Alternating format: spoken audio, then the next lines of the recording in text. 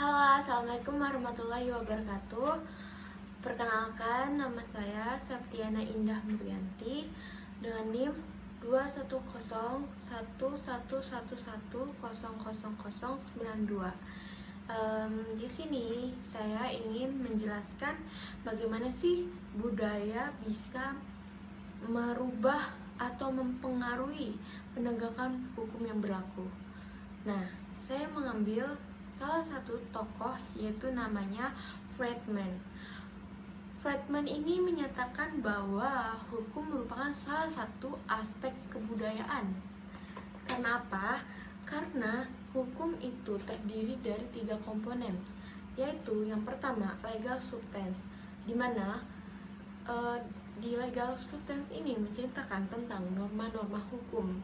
Dan yang kedua itu ada legal struktur, yaitu dimana menjelaskan tentang lembaga-lembaga yang ada di hukum. Dan yang ketiga yaitu legal culture. Nah, ini menjelaskan bagaimana budaya hukum itu berada dan diterapkan. Nah, apa sih contohnya? Seperti apa sih salah satu contoh kebudayaan bisa merubah penegakan hukum yang berkeadilan? Salah satunya kita ambil contoh di wilayah Aceh. Aceh itu mayoritasnya kebanyakan memiliki agama Islam. Jadi budaya mereka berpegang teguh kepada hukum Islam. Nah, sebagaimana Undang-Undang Nomor 11 Tahun 2006 tentang Pemerintahan Aceh, di mana mengatakan keistimewaan merupakan pengaturan bangsa Indonesia yang diberikan kepada daerah karena perjuangan dan nilai-nilai hakiki masyarakat yang tetap dipelihara secara turun-temurun sebagai landasan spiritual, moral, dan kemanusiaan. Nah, jadi di Aceh ini mereka punya budaya di mana mereka menyelesaikan sebuah sengketa atau masalah itu berpatokan kepada hukum Islam. Nah, salah satu contoh kasus yang saya ambil adalah hukum cambuk.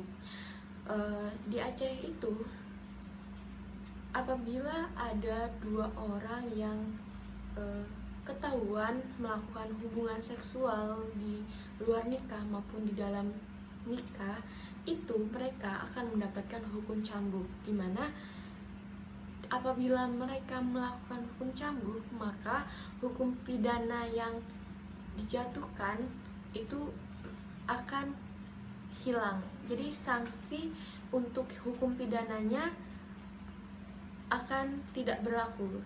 Misalkan ada pasangan suami istri, nah mereka melakukan selingkuh dengan hubungan seksual dengan orang lain.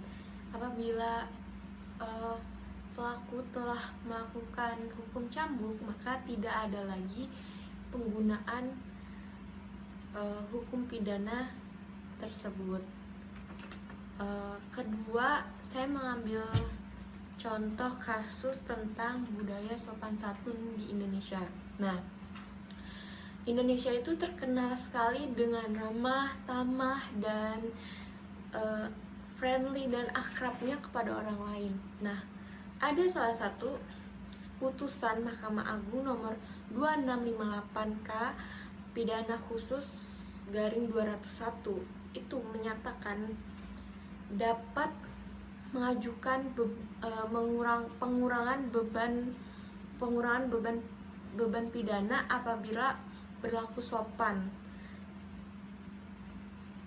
Jadi kalau misalkan terdakwa atau pelaku itu melakukan tindakan sopan dalam persidangan, maka untuk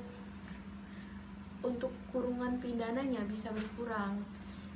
Jadi budaya itu bisa sangat-sangat mempengaruhi sanksi dan juga penegakan hukum yang ada. Sekian dari saya, terima kasih. Wassalamualaikum warahmatullahi wabarakatuh.